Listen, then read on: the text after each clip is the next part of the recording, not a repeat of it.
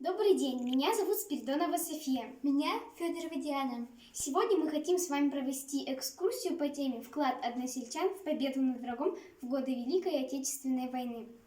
Если завтра война, если враг нападет, если темная сила нагрянет, как один человек весь советский народ за свободную родину встанет. Мы хотим еще раз вспомнить тех, кто своим трудом в тылу и на фронте ковали великую победу. Вся страна и все мировое сообщество в этом году празднует 75-летие Великой Победы. Много горя, потерь и страданий принесла война. Это одна из самых кровопролитных войн в мировой истории. Проходят годы, и вместе с ними уходят ветераны тех страшных военных лет. Все меньше мы видим их на улицах. Уходят свидетели истории, которые нам с вами ни в коем случае нельзя забывать.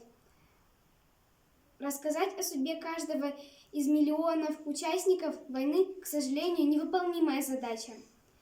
О некоторых событиях уже и поведать некому.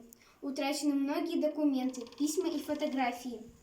Потому так важно сохранить то, что еще осталось, найти тех, кто еще может рассказать, и отыскать в семейных и государственных архивах документы.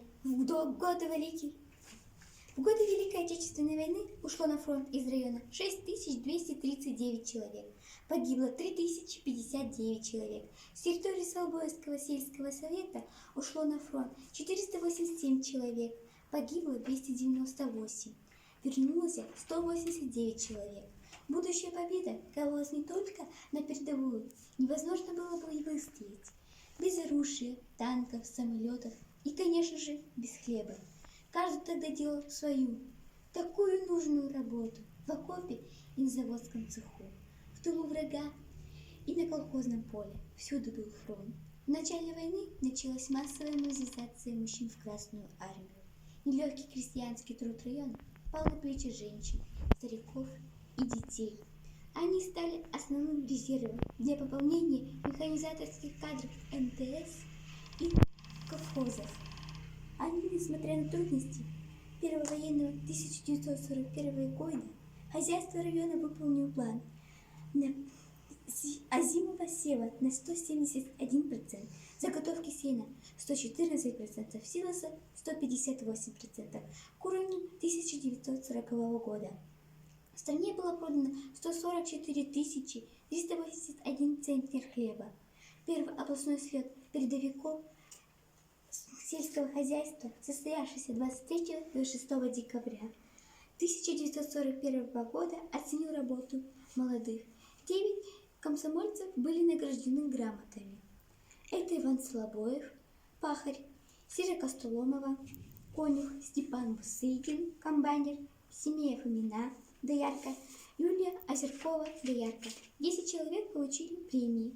Тяжелым был 1943 год. Приходилось последние делить на части, на крошки, и все во имя освобождения, во имя победы.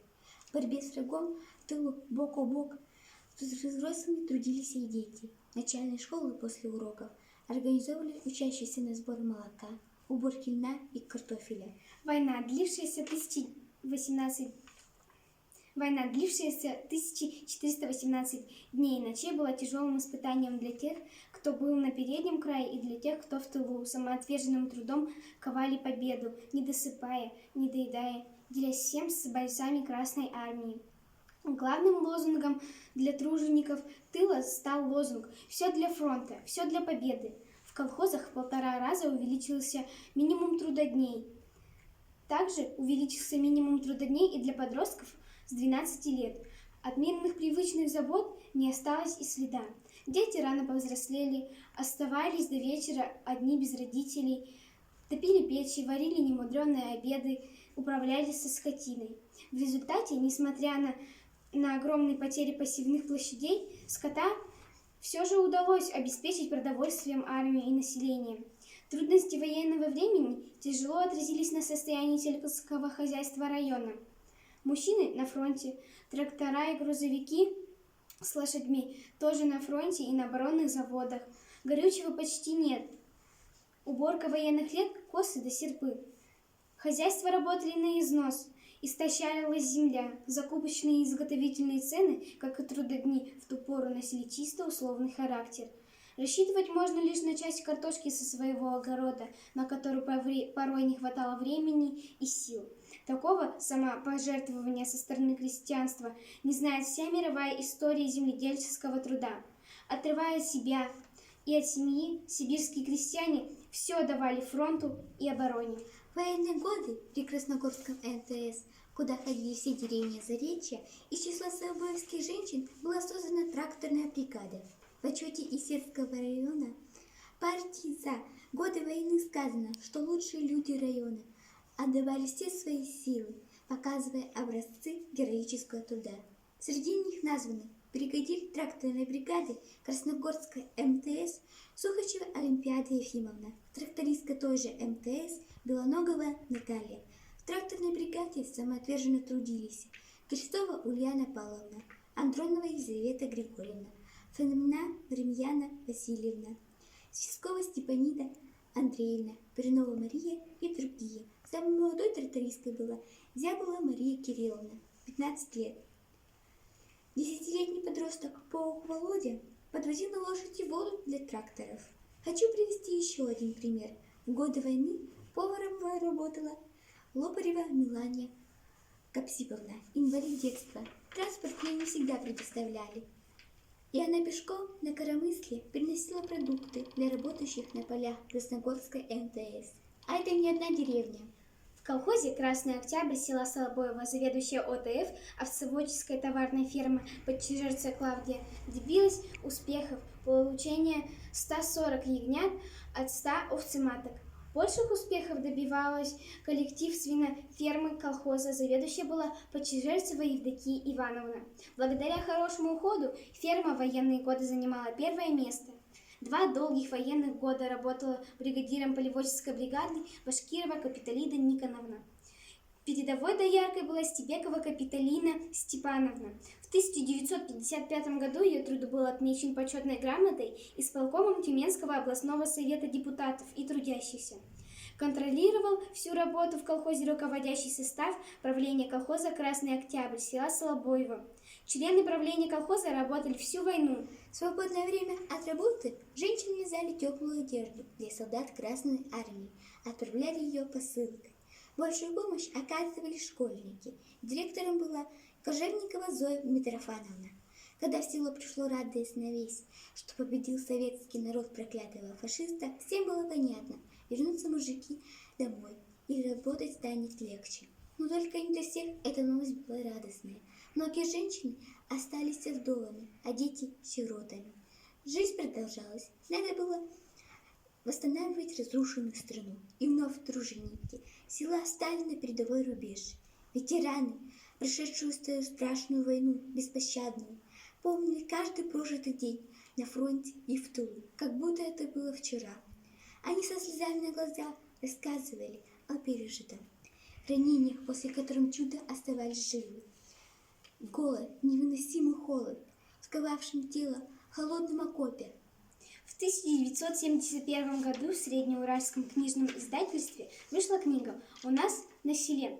В этой книге писатель Зимин рассказывает о почетных колхозниках, которые в годы лихолетия не только выстояли, но и воспитали чудесное поколение, которое своим трудом подняли колхоз Победы. Такое название колхоз получил в 1955 году после укрупнения коллективных хозяйств. Колхоз гордо носил имя «Колхоз-миллионер». Председателем был Бураков Иван Иванович, 30-тысячник. Разве это не пример для подражания современной молодежи? Благодаря стойкости советских людей, воевавших на фронтах, работающих в тылу, удалось свергнуть врага и изгнать со своей родины. Но самым ярким воспоминанием этих лет у каждого из них связано с тем днем, когда пришла весть о победе. Сколько радости принесла она всему миру. В этом году юбилейными медалями 75 лет Великой Победе, Великой Отечественной войне 1941-1945 года наградили ветеранов, тружеников тыла Исетского района. В нашем музее вы можете познакомиться с альбомами об участниках войны и тружениках тыла.